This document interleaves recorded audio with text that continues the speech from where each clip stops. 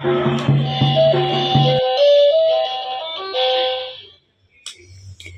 Krishna and Sunita Sunil with you in 2 Minute Mahabharata stories. Don't miss this summary of chapter 9 today. The most confidential knowledge Lord Krishna reveals to Arjuna. Krishna explains his divine manifestations and the nature of the ultimate reality. The importance of devotion, worship, and self surrender. His universal form and the interconnectedness of all beings. The moral is path to liberation and spiritual growth. Let us see a small story to know about this. Nachiketa was a young boy who was curious about the nature of death and the afterlife. He approached Lord Yama, the god of death, and asked his questions about the mysteries of life and death. Lord Yama was impressed by Nachiketa's courage and curiosity and granted him 3 boons. Nachiketa asked for his father's well being, knowledge of the fire sacrifice that leads to heaven, and knowledge of the nature of soul. The moral is Nachiketa's courage and curiosity led him to seek knowledge from Lord Yama, just like Arjuna is seeking from Sri Krishna. Nachiketa's questions showed his desire for knowledge and understanding rather than personal gain. The story highlights the importance of seeking knowledge and understanding in spiritual growth. Let us continue to watch chapter 10 in our next episode. Thank you. Good day to all of you. ಹರೇ ಶ್ರೀಕೃಷ್ಣ. ಶ್ರೀಮದ್ ಭಗವದ್ಗೀತೆ ಅಧ್ಯಾಯ 9 ಪೂರ್ಣ ಸಾರಾಂಶ.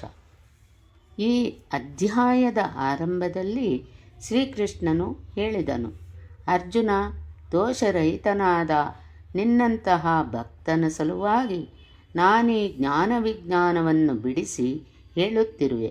ಇದನ್ನು ತಿಳಿದ ನಂತರ ಬೇರಾವುದನ್ನು ತಿಳಿಯಬೇಕಾದುದು ಉಳಿಯಲಾರದು.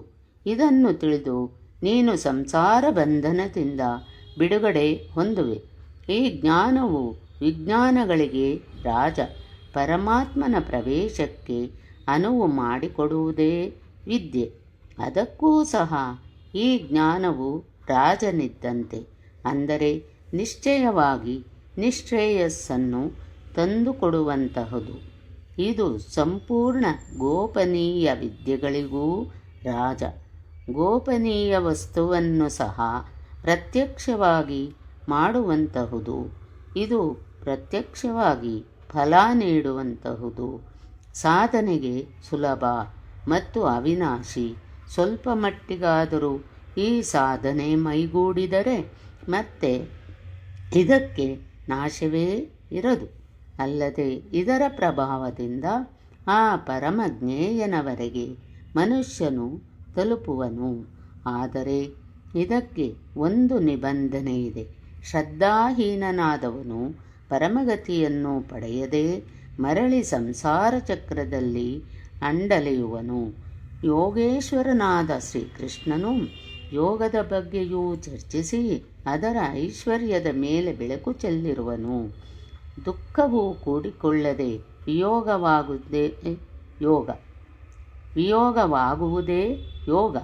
ಅಂದರೆ ಸಂಸಾರದ ಸಂಯೋಗ ವಿಯೋಗಗಳೊಂದಿಗೆ ಒಳಗಾಗದೆ ಹೊರತಾಗುಳಿಯುವನು ಯೋಗಿ. ಪರಮತತ್ವನಾದ ಪರಮಾತ್ಮನ ಮಿಲನವಾಗುವುದೇ ಯೋಗ. ಪರಮಾತ್ಮ ಪ್ರಾಪ್ತಿಯೇ ಯೋಗದ ಪರಾಕನ್ಯೆ ಪ್ರವೇಶವನ್ನು ಪಡೆದಾಗಿರುವ ಯೋಗಿಯ ಪ್ರಭಾವವನ್ನು ನೋಡು. ಸಮಸ್ತ ಭೂತಗಳಲ್ಲಿರುವುದರಲ್ಲಿ ನಾನು ಆತ್ಮಸ್ವರೂಪವನ್ನೇ ನೆಲೆ ನಿಂತಿರುವೆ, ಅಲ್ಲೇ ಇರುವೆ. ಆಕಾಶದಲ್ಲಿ ಹುಟ್ಟಿ ಎಲ್ಲೆಡೆಯಲ್ಲೂ ವಿಚರಿಸುವ ವಾಯು ಆಕಾಶದಲ್ಲಿ ಹೇಗೆ ಸಿದ್ಧವಾಗಿರುವುದೋ, ಎಲ್ಲೆಡೆಯಲ್ಲಿ ಸಂಚರಿಸಿದರೂ ಅದು ಹೇಗೆ ಮಲಿನವಾಗದೇ ಇರುವುದೋ, ಅದೇ ರೀತಿಯಲ್ಲಿ ಭೂತಗಳು ನನ್ನಲ್ಲಿರುವುದಾದರೂ ನಾನು ಅವುಗಳಲ್ಲಿಲ್ಲ.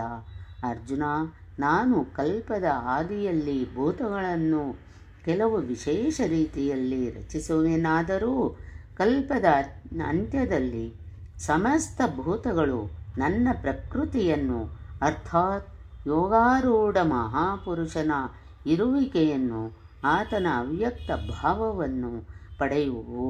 ಮಹಾಪುರುಷನು ಪ್ರಕೃತಿಗಿಂತ ತೀರಾ ಭಿನ್ನವಾಗಿರುವನಾದರೂ ಪ್ರಾಪ್ತಿಯ ನಂತರ ತನ್ನ ಸ್ವಭಾವದಲ್ಲಿ ಅರ್ಥಾತ್ ತನ್ನಲ್ಲಿಯೇ ನೆಲೆಯೂರಿ ನಿಂತಿದ್ದರೂ ಲೋಕ ಸಂಗ್ರಹಕ್ಕಾಗಿ ಯಾವ ಕಾರ್ಯಗಳನ್ನು ಮಾಡುವನೋ ಅದು ಅವನು ಒಂದು ರೀತಿಯ ಇರುವಿಕೆ. ಇದೇ ಇರುವಿಕೆಯಲ್ಲಿ ನಡೆಯುವ ಕಾರ್ಯಕಲಾಪಗಳನ್ನು ಆ ಮಹಾಪುರುಷನ ಇರುವಿಕೆ ಅಥವಾ ಪ್ರಕೃತಿ ಎಂದು ಸಂಬೋಧಿಸಲಾಗುವುದು. ಸಮಸ್ತ ಭೂತಗಳನ್ನು ಕಲ್ಪಕ್ಕಾಗಿ ಪ್ರೇರಿಸುವ ರಚನಕಾರ ಓರ್ವ ನಾನು. ಇನ್ನೊಂದು ತ್ರಿಗುಣಮಯವಾದ ಪ್ರಕೃತಿ, ಅದು ನನ್ನ ಅಧ್ಯಾಸದಿಂದ ಚರಾಚರ ಸಹಿತವಾಗಿ ಭೂತಗಳನ್ನು ರಚಿಸುವುದು. ಇದು ಒಂದು ಕಲ್ಪ. ಇದರಲ್ಲಿ ಶರೀರ ಪರಿವರ್ತನೆ, ಸ್ವಭಾವ ಪರಿವರ್ತನೆ ಮತ್ತು ಕಾಲ ಪ್ರವರ್ತನೆಗಳು ಅಡಕವಾಗಿವೆ. ಈ ಅಧ್ಯಾಯದಲ್ಲಿ ಶ್ರೀಕೃಷ್ಣನೇ ಹೇಳುವಂತೆ ಜಾಗೃತಿ ಎಂಬ ವಿದ್ಯೆಯ ಬಗ್ಗೆ ಪ್ರಕಾಶ ಬೀರಲಾಗಿದೆ. ಇದು ರಾಜವಿದ್ಯೆ. ಇದು ಒಮ್ಮೆ ಜಾಗೃತವಾಯಿತೆಂದರೆ ಮತ್ತೆ ಇದು ಮಂಗಳವನ್ನೇ ಉಂಟು ಮಾಡುವುದು. ಈ ರೀತಿ ಭಗವದ್ಗೀತಾ ರೂಪವಾದ ಉಪನಿಷತ್ತು ಮತ್ತು ಬ್ರಹ್ಮವಿದ್ಯೆಯ ಹಾಗೂ ಯೋಗಶಾಸ್ತ್ರ ವಿಚಾರವಾದ ಶ್ರೀಕೃಷ್ಣಾರ್ಜುನ ಸಂವಾದದಲ್ಲಿ ರಾಜವಿದ್ಯಾ ಜಾಗೃತಿ ಎಂಬ 9ನೇ ಅಧ್ಯಾಯವು ಕೊನೆಗೊಂಡಿದೆ.